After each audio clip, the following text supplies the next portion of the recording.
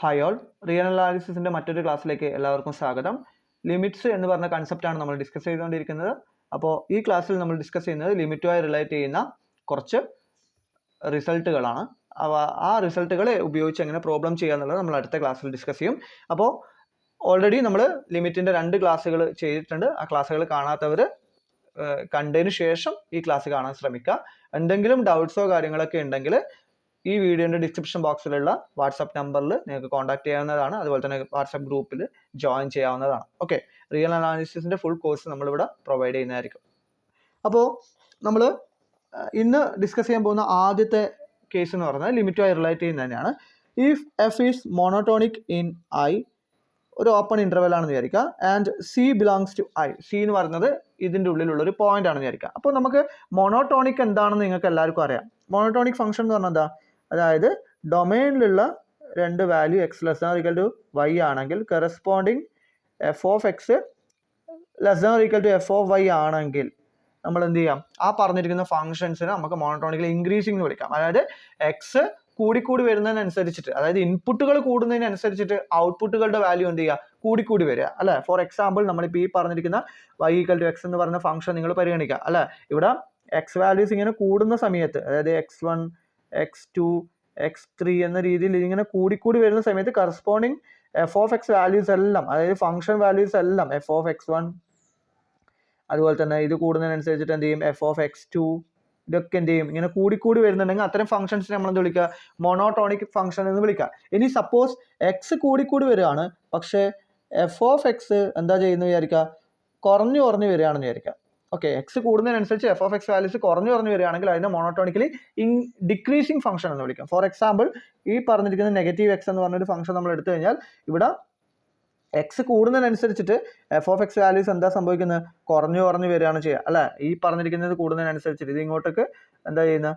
ഇങ്ങോട്ടേക്ക് കുറഞ്ഞു വരുന്നു. അപ്പോൾ എഫ് ഓഫ് എക്സ് വാല്യൂ എന്ത് ചെയ്യുന്നു? കൂടിക്കൂടി വരുന്നു. അല്ലെങ്കിൽ തിരിച്ച് ചിന്തിച്ചാലും നമുക്ക് എന്ത് ചെയ്യാൻ പറ്റും? ആ ഒരു കൺസെപ്റ്റ് കിട്ടും. അപ്പോൾ ക്ലിയർ ആയിട്ടുണ്ടാവുന്ന വിചാരിക്കുന്നത്. അപ്പോൾ എഫ് എന്ന് പറഞ്ഞൊരു ഇന്റർവെല്ലിൽ മോണോട്ടോണിക് ആണെന്ന് വിചാരിക്കാം. ഓക്കെ, ഇപ്പോൾ മോണോട്ടോണിക് ആവുന്ന സമയത്ത് നമ്മൾ അങ്ങനെ ഒരു ഫംഗ്ഷൻസ് എടുക്കാം. ഇപ്പം ഇങ്ങനെ ഈ രീതിയിൽ ഇങ്ങനെ വരുന്ന സംഭവമാണ് വിചാരിക്കാം. ഓക്കെ, അപ്പോൾ ഈ ഒരു പോയിന്റ് ഇങ്ങനെയാണ്, ഇത് ഇൻക്ലൂഡ് അല്ല, ഇവിടെയാണ് ആ ഫംഗ്ഷൻ വാല്യൂ എക്സിസ്റ്റ് ചെയ്യുന്നതെന്ന് വിചാരിക്കാം. ഓക്കെ, അപ്പോൾ ഇവിടെ എക്സ് ഉണ്ട്. ഈ പറഞ്ഞിരിക്കുന്ന ഒരു പോയിന്റാണ് സി എന്ന് വിചാരിക്കാം. ഇതാണ് എൻ്റെ ഓപ്പൺ ഇൻ്റർവെൽ ഐ എന്ന് പറയുന്നത്. ഓക്കെ, അപ്പോൾ അങ്ങനെയാണെങ്കിൽ ഈ പറഞ്ഞിരിക്കുന്ന ഫംഗ്ഷൻ എന്താണ്? ഒരു മോണോട്ടോണിക് ഫംഗ്ഷനാണ്, ഇൻക്രീസിങ് ഫംഗ്ഷൻ, മോണോട്ടോണിക്കലി ഇൻക്രീസിങ് ഫംഗ്ഷനാണ് അല്ലേ. അപ്പോൾ അങ്ങനെയാണെങ്കിൽ ഏതൊരു മോണോട്ടോണിക് ഫംഗ്ഷൻസിൻ്റെ കേസിലും നമ്മൾ അവിടെ ലിമിറ്റ് ആ ഒരു പോയിന്റിൽ, ഈ പറഞ്ഞിരിക്കുന്ന ഇൻ്റർവെല്ലിൻ്റെ ഉള്ളിൽ ഏതെങ്കിലും പോയിന്റ് എടുത്തു കഴിഞ്ഞാൽ അവിടെ എന്തായാലും എന്ത് എക്സിസ്റ്റ് ചെയ്യുന്ന പറയുന്ന LHL അതുപോലെ തന്നെ RHL എന്തായാലും എക്സിസ്റ്റ് ചെയ്യും. ഓക്കെ, അപ്പം മോണോട്ടോണിക് ഫംഗ്ഷന്റെ കേസിൽ ലിമിറ്റ് എക്സിസ്റ്റ് ചെയ്യുന്ന, എപ്പോഴും ലിമിറ്റ് എക്സിസ്റ്റ് ചെയ്യുന്ന എനിക്ക് പറയാൻ കഴിയില്ല. കാരണം ഈ രീതിയിലുള്ള സ്റ്റെപ്പ് ഫംഗ്ഷൻസിന്റെ കേസിൽ എന്തില്ല, അത് ഹോൾഡ് ചെയ്യുന്നില്ല അല്ല. ഇവിടെ ഇപ്പം ഈ പറഞ്ഞിരിക്കുന്ന പോയിന്റിൽ ലിമിറ്റ് എക്സിസ്റ്റ് ചെയ്യില്ല. കാരണം ലെഫ്റ്റ് സൈഡിൽ നിന്ന് വരുന്ന സമയത്ത് ഈ വാല്യൂ ആയിരിക്കും, റൈറ്റ് സൈഡിൽ നിന്ന് വരുന്ന സമയത്ത് ഈ ഫംഗ്ഷന്റെ പോലെയുള്ള വാല്യൂസ് ആയിരിക്കും എന്ത് ചെയ്യുക?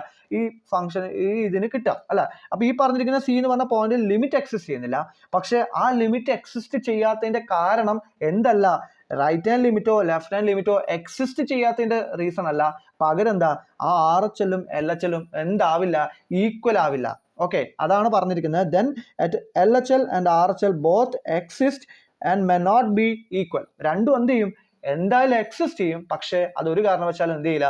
ഈക്വൽ ആവണം നിർബന്ധമില്ല. ഓക്കെ, ഈക്വൽ ആണെങ്കിൽ ചില ഫംഗ്ഷൻസിന്റെ കേസിൽ എല്ലാ കംപ്ലീറ്റ് എന്തായിരിക്കും? എല്ലാ സിയിലും ഈ പറഞ്ഞിരിക്കുന്ന LHL RHL ഈക്വൽ ആയിരിക്കും. പക്ഷെ അല്ലാത്ത കേസിൽ ഈ പറഞ്ഞ ലിമിറ്റ് എക്സിസ്റ്റ് ചെയ്യുന്നില്ലെങ്കിൽ അവിടെ സംഭവിക്കുന്ന ഒരേ ഒരു റീസൺ എന്ത് മാത്രമായിരിക്കും? ആ പോയിന്റിലുള്ള LHL വാല്യൂവും RHL വാല്യൂവും എന്തായിരിക്കും? ഡിഫറെൻ്റ് ആയിരിക്കും. ഓക്കെ, അപ്പോൾ ഇതിന്റെ പ്രൂഫ് വളരെ സിമ്പിൾ ആണ്. നമ്മളെ സുപ്രീമം കൺസെപ്റ്റ് യൂസ് ചെയ്തിട്ടാണ്. അതായത് ഈ പറഞ്ഞിരിക്കുന്ന C മൈനസ് ഡെൽറ്റ എന്ന് പറയുന്ന നൈബർഹുഡും അതുപോലെ തന്നെ C പ്ലസ് ഡെൽറ്റ എന്ന് പറയുന്ന ഒരു നൈബർഹുഡിന്റെ ചുറ്റും എടുക്കും. അതിനുശേഷം ഈ പറഞ്ഞിരിക്കുന്നതിൽ ബൗണ്ടഡ് എബോവ് ആയിട്ടുള്ള ഫംഗ്ഷൻ ആണ്, അതായത് സുപ്രീം എക്സിസ്റ്റ് ചെയ്യുന്നുള്ള ഒരു കൺസെപ്റ്റ് യൂസ് ചെയ്തിട്ടാണ് ഇതിന്റെ പ്രൂഫ് പറയുന്നത്. പക്ഷെ തൽക്കാലം നമ്മൾ പ്രൂഫിലേക്ക് പോകുന്നില്ല, കാരണം ഈ കോഴ്സിൽ നമ്മൾ പ്രൂഫ് ഇൻക്ലൂഡ് ചെയ്യുന്നില്ല. ജസ്റ്റ് എക്സാം പോയിന്റ് ഓഫ് വ്യൂവിൽ മാത്രമാണ് കാര്യങ്ങൾ പറഞ്ഞിട്ട് പോകുന്നത്. ഓക്കെ, അപ്പോൾ എന്ത് കിട്ടി? ഈ പറഞ്ഞിരിക്കുന്ന എഫ് മോണോട്ടോൺ ആണെങ്കിൽ എഫിന് ലിമിറ്റ് എക്സിസ്റ്റ് ചെയ്യാതിരിക്കാനുള്ള ഒരേ ഒരു റീസൺ എന്ത് മാത്രമാണ്? LHL-ഉം RHL-ഉം എന്താവില്ല? ഈക്വൽ ആവില്ല എന്നുള്ളത് മാത്രമാണ്. ഓക്കെ, അപ്പോൾ ഇനി അടുത്തൊരു കേസ്, അതിൻ്റെ തന്നെ ഒരു പർട്ടിക്കുലർ കേസാണ്. At any point, particular case അല്ല, ഇതിൽ നിന്ന് നമുക്ക് ഉണ്ടാക്കാൻ പറ്റുന്ന മറ്റൊരു റിസൾട്ടാണ്. At any point for monotonic function, LHL and RHL both exist and may not be equal. Hence, for a monotonic function, the set of points where the limit does not exist is countably infinite. നമുക്ക് കുറച്ചും കൂടി കഴിഞ്ഞ് കഴിഞ്ഞാൽ ഈ LHL-ഉം RHL-ഉം exist ചെയ്യാത്ത case എപ്പോഴും എന്തായിരിക്കും? Countably infinite cases മാത്രമേ ഉണ്ടാവൂ എന്നുള്ളത് നമുക്ക് പറയാൻ പറ്റും. ഇത് കണ്ടിന്യൂറ്റിന്റെ കേസ് വരുമ്പോൾ നമ്മളിത് വീണ്ടും റിപ്പീറ്റ് ചെയ്യും. ജസ്റ്റ് ഓർത്ത് വെച്ചാൽ മതി. ഇവിടെയുള്ള ഇമ്പോർട്ടൻസിനെക്കാട്ടും കൂടുതൽ കണ്ടിന്യൂറ്റിയിലാണ് നമ്മൾ കൂടുതലും ഇമ്പോർട്ടൻസ്. അവിടെ മോണോട്ടോണിക് ഫംഗ്ഷന്റെ ഡിസ്കണ്ടിന്യൂറ്റി കൗണ്ടബിളി ഇൻഫിനിറ്റ് ആണെന്നൊക്കെയുള്ള റിസൾട്ട് പറയുന്നത്. അപ്പോൾ അവിടെ നമ്മളത് പ്രൂവ് ചെയ്യാൻ വേണ്ടി ഇതാണ് യൂസ് ചെയ്യുക. അപ്പം ഇപ്പം ജസ്റ്റ് മനസ്സിലാക്കി വെക്കാം, ലിമിറ്റ് എക്സിസ്റ്റ് ചെയ്യാതെ, അതായത് LHL-ഉം RHL-ഉം എക്സിസ്റ്റ് ചെയ്തിട്ട് അവിടെ നോട്ട് ഈക്വൽ ആയിട്ട് വരുന്ന കേസ് എത്ര ഉണ്ടാവുള്ളൂ? ഒരു മോണോട്ടോണിക് ഫംഗ്ഷന്റെ കേസിൽ കൗണ്ടബിളി ഇൻഫിനിറ്റ് കേസസ് മാത്രമേ ഉണ്ടാവൂ. അല്ലെങ്കിൽ സിമ്പിൾ ആയിട്ട് എന്ത് പറയാം?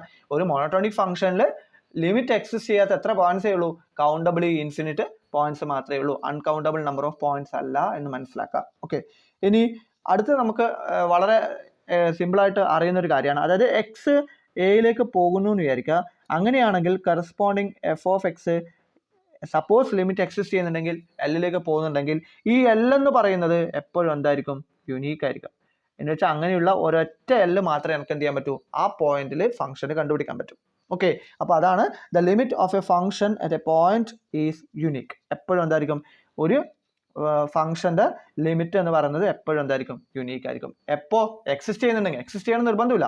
ഓക്കെ, എക്സിസ്റ്റ് ചെയ്യുന്നുണ്ടെങ്കിൽ ആ ഫംഗ്ഷന് ഒരൊറ്റ ലിമിറ്റേ ഉണ്ടാവും. അത് നമുക്ക് ഒബ്വിയസ് ആയ കാര്യമാണ്. അത് പ്രൂവ് ചെയ്യാൻ വലിയ ബുദ്ധിമുട്ടില്ല. നമുക്ക് ഈ പറഞ്ഞിരിക്കുന്ന രണ്ട് ലിമിറ്റ് ഉണ്ടെന്ന് സപ്പോസ് ചെയ്യാം. നമുക്കൊരു കോൺട്രഡിക്ഷൻ അതിനകത്ത് എത്തിച്ചേരാൻ പറ്റും. ഓക്കെ, അപ്പോൾ എക്സ് ഈ പറഞ്ഞിരിക്കുന്ന ഒരു പോയിന്റിലേക്ക് ഞാൻ എന്ത് ചെയ്യുന്നു? എക്സ് ടെൻഡ് ചെയ്യുന്നുണ്ടെങ്കിൽ, ഓക്കെ, എക്സ് എയിലേക്ക് വരുന്ന സമയത്ത് കറസ്പോണ്ടിങ് എഫ് ഓഫ് എക്സുകൾ എവിടത്തേക്ക് പോകണം? ഒരു പെർട്ടിക്കുലർ ഫിക്സഡ് വാല്യൂ തന്നെ പോകണം. ഏതാ ഫിക്സഡ് വാല്യൂ എന്ന് പറയുന്നത് അതിൻ്റെ എക്സിസ്റ്റ് ചെയ്യുന്ന ലിമിറ്റ്. ആ ലിമിറ്റ് എക്സിസ്റ്റ് ചെയ്യുന്നുണ്ടെങ്കിൽ, ഇല്ലെങ്കിൽ ഇല്ല. ഓക്കെ, ഇനി നമ്മൾ അടുത്ത ഈ പറഞ്ഞിരിക്കുന്ന ലിമിറ്റ് എക്സിസ്റ്റ് ചെയ്യുന്ന രണ്ട് ഫംഗ്ഷൻസിന്റെ സമ്മിനും അതുപോലെ തന്നെ അതിന്റെ പ്രോഡക്റ്റിനും അതുപോലെ തന്നെ അതിനൊരു കോൺസ്റ്റന്റ് മൾട്ടിപ്പിൾ കൊണ്ട് മൾട്ടിപ്ലൈ ചെയ്യുകയാണെങ്കിൽ അതിന്റെ ഡിഫറൻസുകളുടെ ലിമിറ്റ്, ഇതൊക്കെ എങ്ങനെയാണ് കാണാന്നുള്ളതാണ് നമ്മൾ അടുത്തായിട്ട് പറയാൻ പോകുന്നത്.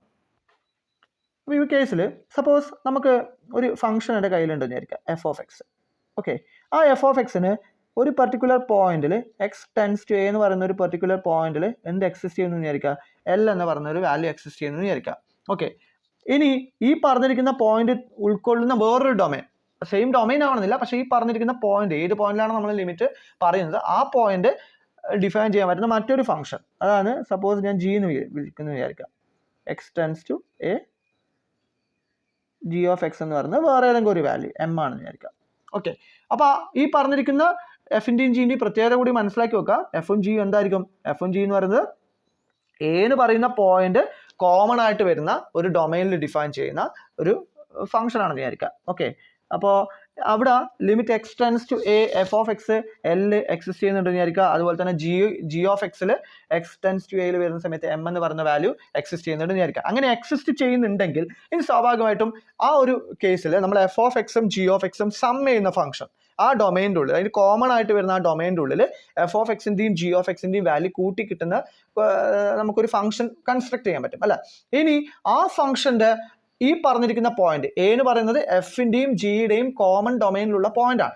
അപ്പൊ ഈ പറഞ്ഞിരിക്കുന്ന പോയിന്റിൽ എഫ് ഓഫ് എക്സും ജി ഓഫ് എക്സും കൂട്ടിയ ഫംഗ്ഷന്റെ ലിമിറ്റ് എന്തായിരിക്കും? അല്ലെങ്കിൽ അതിന്റെ ഡിഫറൻസ് കണ്ടുപിടിക്കുന്ന സമയത്ത് ഉണ്ടാകുന്ന ലിമിറ്റ് എന്തായിരിക്കും? അല്ലെങ്കിൽ അതിന്റെ പ്രോഡക്റ്റ് കണ്ടുപിടിക്കുമ്പോൾ ഉണ്ടാകുന്ന ലിമിറ്റ് എന്തായിരിക്കും? അല്ലെങ്കിൽ അതിന്റെ കോഷ്യന്റ് എടുക്കുന്ന സമയത്ത്, അല്ലെങ്കിൽ അതിന്റെ ഡിവിഷൻ ആ പറഞ്ഞിരിക്കുന്നത് എടുക്കുന്ന സമയത്ത് ഉണ്ടാകുന്ന ലിമിറ്റ് എന്തായിരിക്കും? ഇതാണ് നമ്മുടെ ആൾജിബ്ര ഓഫ് ലിമിറ്റ്സ് എന്ന് പറഞ്ഞിട്ട് പറയാൻ പോകുന്നത്. ഓക്കെ, അപ്പോൾ അത് മനസ്സിലാക്കാം. അപ്പോൾ let f and g be two functions and a be a point of their common domain. Common ആയിട്ട് വരുന്ന ഡൊമൈൻ പോർഷനിൽ രണ്ടാക്കും എന്താവണമെന്നില്ല, സെയിം ഡൊമൈൻ ആവണം നിർബന്ധമൊന്നുമില്ല.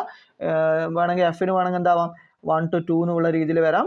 ജിക്ക് വേണമെങ്കിൽ 1.5 to 10 എന്ന് പറയാം. അപ്പോൾ ഈ പറഞ്ഞിരിക്കുന്ന ഇതിനിടയിലുള്ളതിൽ മാത്രമേ നമുക്ക് എന്ത് ചെയ്യാൻ പറ്റൂ, F of x plus g of X define ചെയ്യാൻ പറ്റൂ കോമൺ ഡൊമൈൻ്റെ കേസിൽ. അതിൻ്റെ ഉള്ളിൽ വരുന്ന ഒരു പോയിന്റ് ആണെന്ന് നമ്മുടെ എ എന്ന് പറയുന്നത് മനസ്സിലാക്കാം. ഓക്കെ, അങ്ങനെയാണെങ്കിൽ അത് കൂടാണ്ട് if let x tends to a f of x equal to L and limit x tends to a g of x equal to m, രണ്ട് ഫംഗ്ഷനും എന്ത് ചെയ്യുന്നുണ്ട്, എ എന്ന് പറഞ്ഞ പോയിന്റിൽ ലിമിറ്റ് എക്സിസ്റ്റ് ചെയ്യുന്നുണ്ടെങ്കിൽ നമുക്ക് എന്ത് പറയാം, അതിന്റെ sum f of x plus g of x at a ലിമിറ്റിന്റെ വാല്യൂ എന്ന് പറയുന്നത് എന്ത് ചെയ്താൽ മതി, എഫിലുള്ള എയുടെ വാല്യൂ കൂട്ടണം ജിയിലുള്ള എയുടെ വാല്യൂ, രണ്ടും കൂടി സം ചെയ്താൽ നമുക്ക് എന്ത് കിട്ടും, F of x plus g of എക്സിൽ എ എന്ന് പറഞ്ഞ പോയിന്റിലുള്ള ലിമിറ്റിന് ഈക്വൽ ആയിരിക്കും. അതുപോലെ തന്നെയാണ് അതിന്റെ ഡിഫറൻസ്.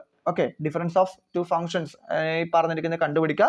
അതിൽ ഈ പറഞ്ഞിരിക്കുന്ന എ കോമൺ ഡൊമൈനിൽ വരുന്ന എ എന്ന് പറഞ്ഞ പോയിന്റിലുള്ള ലിമിറ്റ് എന്ന് പറയുന്നത് എന്ത് തന്നെയാണ്, എൽ മൈനസ് എമ്മിന് തുല്യമാണ്. ഓക്കെ, അതുപോലെ എഫ് ഓഫ് എക്സും ജി ഓഫ് എക്സും ഡിഫൈൻ ചെയ്യാൻ പറ്റുന്ന ആ കോമൺ ഡൊമൈനിൽ F of X into G of x എന്ന് പറഞ്ഞാൽ product of two function define ചെയ്യാൻ പറ്റുന്നുണ്ടെങ്കിൽ ആ ഡിഫൈൻ ചെയ്യുന്നതിൽ നമ്മൾ ഡിഫൈൻ ചെയ്യാൻ പറ്റും, കോമൺ ഡൊമൈനിൽ എന്തായാലും ഡിഫൈൻ ചെയ്യാൻ പറ്റും.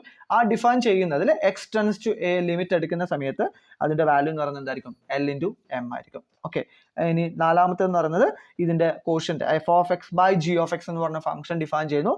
അവിടെ എക്സ് ടെൻസ് ടു 0 അല്ല, x tends to a. Okay, x tends to a f of x by g of x എന്ന് പറയുന്നത് എന്തായിരിക്കും, എൽ ബൈ എം ആണ്. പക്ഷെ അവിടെ ഒരു കണ്ടീഷൻ കൂടി മനസ്സിലാക്കുക, എം എന്താവരുത്, എം ഒരു കാരണവശാലും 0 ആവരുത്. കാരണം എം ലിമിറ്റ് 0ലേക്ക് ടെൻഡ് ചെയ്യുന്നതാണെങ്കിൽ, ഇപ്പോൾ എക്സ് ടെൻസ് ടു എ എന്ന് പറയുമ്പോൾ ഇപ്പോൾ നമ്മുടെ ജി ഓഫ് എക്സ് ആയിട്ട് ഞാൻ എന്തെടുക്കുന്നു, എക്സ് എടുക്കുന്നു എന്ന് വിചാരിക്കുക. ഇനി 0ലാണ് ഞാൻ അടുത്ത എഫ് ഓഫ് 0 എന്ന് പറയുന്നതാണ് എഫിനും ജിക്കും കോമൺ ആയിട്ട് വരുന്ന ആ പോയിന്റ് എങ്കിൽ അവിടെ നമ്മൾ ലിമിറ്റ് എക്സിസ്റ്റ് ചെയ്യുമ്പോൾ സ്വാഭാവികമായിട്ടും ജിക്ക് ചെറിയൊരു പ്രശ്നം വരും അല്ല, അവിടെ നമുക്ക് എന്ത് ചെയ്യാൻ പറ്റില്ല, അവിടെ ലിമിറ്റ് എക്സിസ്റ്റ് ചെയ്യില്ല. അല്ലാത്ത കേസിൽ എം നോട്ട് ഈക്വൽ ടു 0 എന്ന കേസിൽ ഈ പറഞ്ഞിരിക്കുന്ന കോഷ്യന്റും അപ്ലൈ ചെയ്യാൻ പറ്റും. ഓക്കെ, ഇത്രയാണ് നമുക്ക് ഇന്നത്തെ ക്ലാസ്സിൽ ഡിസ്കസ് ചെയ്യാനുള്ളത്. എല്ലാവരും ഇതൊന്ന് നോട്ട് ചെയ്ത് വെക്കാം. ഓക്കെ.